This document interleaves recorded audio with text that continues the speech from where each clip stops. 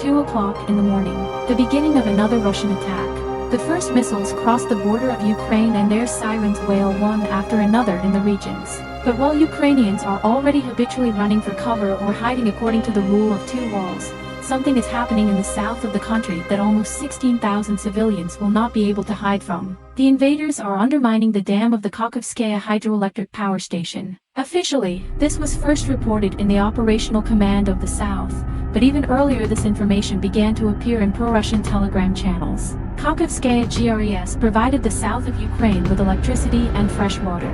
The station is also important for the operation of the Saporizi NPP, because the filling capacity of its cooling ponds depends on the water level in the Dnieper.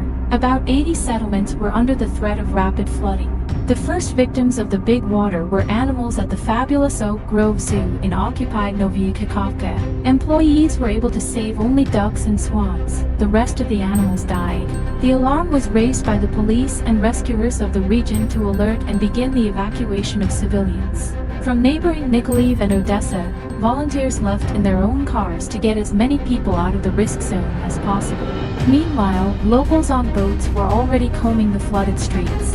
Having lived for 9 months of occupation, after liberation under daily Russian shelling, and now, preparing for evacuation, Kherson residents do not hold back emotions. Trying to fit my whole life in my carry-on luggage. Leave room for pets. In the villages, they try to save cows and pigs, and in the city they carry dogs, often neighbors, pulling cages with parrots and cats. Meanwhile, in Kiev in the morning, Vladimir Zelensky called an emergency meeting of the National Security Council. Later, he addressed the participants of the Bucharest 9 summit and said that Russia had detonated a bomb of mass environmental destruction. And it's a pity that Russia has a hand in it. Unfortunately, for more than a year Russia has been controlling both this dam and the entire Kakhovka hydroelectric power station. And it is physically impossible to blow it up somehow from the outside, by shelling. It was booby-trapped. It was mined by the Russian occupiers, and blown up by them. And this once again demonstrates with what cynicism Russia treats the people whose land it has seized, and what Russia brings to Europe and the world. This is the biggest man-made environmental disaster in Europe for decades. And this is the most dangerous terrorist in the world.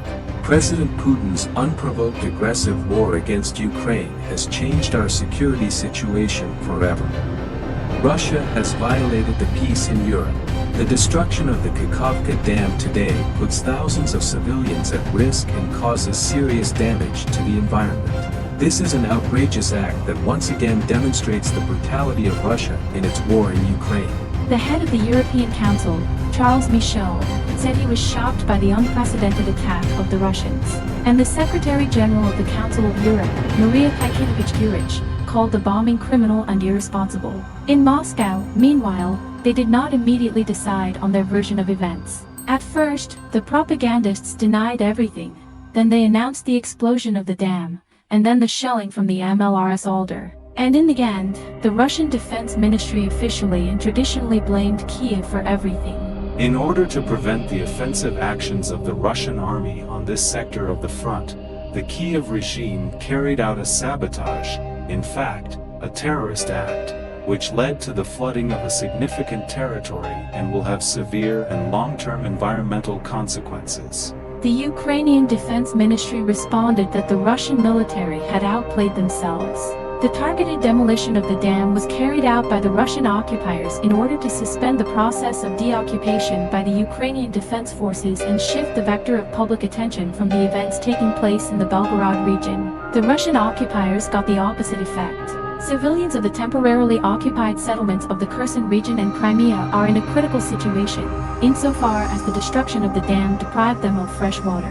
In addition, the positions of Russian military units were flooded, which could lead to a large-scale washing away of Russian minefields and their detonation in a chaotic manner. Anna Maliar, Deputy Minister of Defense of Ukraine in Telegram. By undermining the hydroelectric power plant, Russia has committed another war crime, according to Ukrainian intelligence, because it violated the 56th article of the Geneva Convention.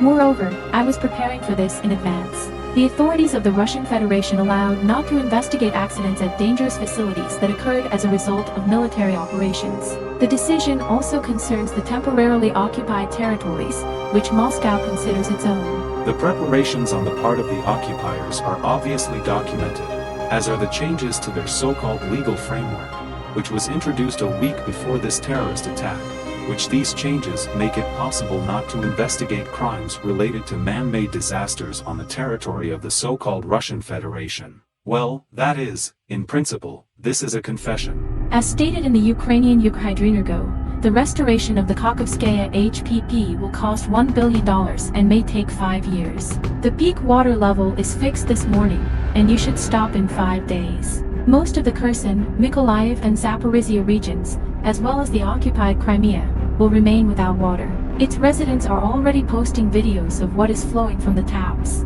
Meanwhile, the International Atomic Energy Agency is reassuring. As a result of the explosion of the Kakhovka Dam at the Zaporizi nuclear power plant, there is no immediate risk to nuclear safety yet, and the IAEA experts are closely monitoring the situation.